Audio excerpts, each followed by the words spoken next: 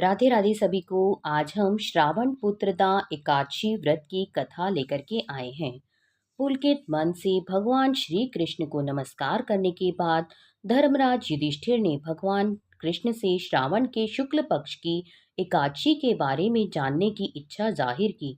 इसके उत्तर में भगवान कृष्ण ने कहा, हे पांडुपुत्र युधिष्ठिर, श्रावण शुक्ल एकादशी का नाम पुत्रदा है। मैं इसके बारे में एक प्राचीन कथा सुनाता हूँ, जिसके पढ़ने या सुनने मात्र से वाजपेयी यज्ञ का फल प्राप्त होता है।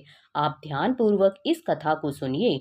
द्वापर युग के आरंभ में महिष्मती नगरी में महिजित नाम का प्रतापी राजा राज्य करता था। उसका बहुत बड़ा राज्य था, परंतु कोई पुत्र न होने के कारण महिजित को राज्य सुखदायी नहीं लगता था।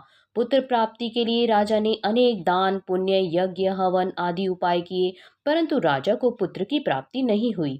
वृद्धावस्था आती हुई देखकर राजा अपनी प्रजा के प्रतिनिधियों और विद्वान ब्राह्मणों को बुलाकर कहने लगा, हे प्रियजनों, मैंने इस जन्म में तो कोई पाप नहीं किया।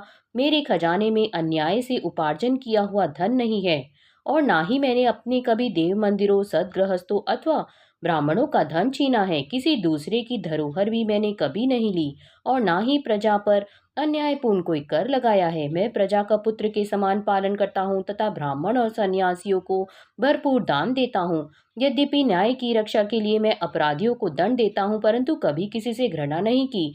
सबको एक समान माना है। सज्जनों की सदा पूजा करता रहा हूँ। इस प्रकार धर्मयुक्त राज्य करते हुए भी मेरा पुत्र नहीं है। इस कारण मैं अत्यंत दुख पा रहा हूँ। इसका क्या कारण है? राजा महिजित की इस समस्या के निवारण हेतु प्रजा के प्रतिनिधि तथा मंत्रीगण वन में जाकर बड़े बड़े ऋषियों और मुनियों के दर्शन करते हुए किसी विद्वान तपस्वी की तलाश में लग गए।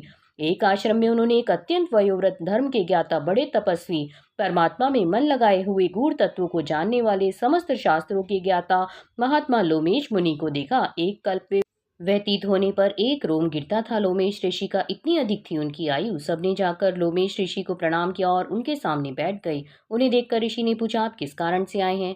आप मुझे अपनी समस्या बताइए, निसंदेह मैं आप लोगों का हित करूंगा।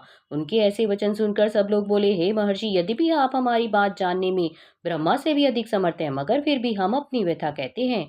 महिष्मतीपुरी का धर्मात्मा राजा महिजित प्रजा का पुत्र के समान पालन करता है, परंतु फिर भी वह पुत्रहीन है। हम लोग उसकी प्रजा हैं। अपने राजा की दुख से हम भी दुखी हैं। हमको पूर्ण विश्वास है कि आपके दर्शन से हमारा यह संकट अवश्य दूर हो जाएगा, क्योंकि महान पुरुषों के दर्शन मात्र से अनेक कष्ट दूर हो जाते हैं।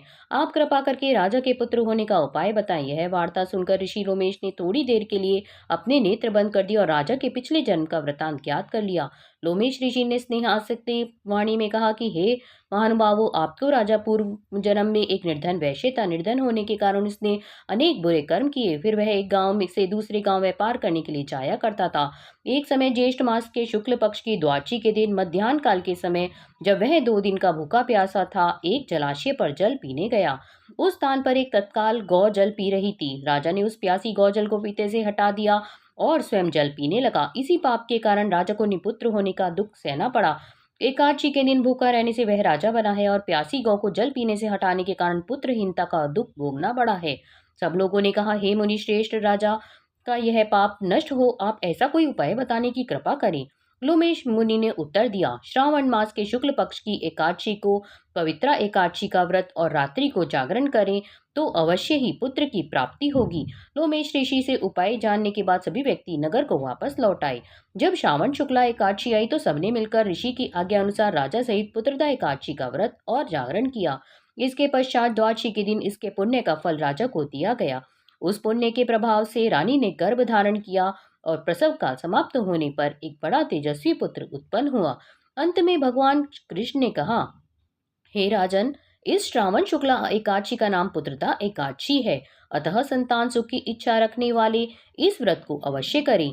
इसके महात्म्य को सुनने से मनुष्य सब पापों से मुक्त हो जाता है और इस लोक में संतान सुख भोग कर परलोक में स्वर्ग को प्राप्त होता है। राधे राधे।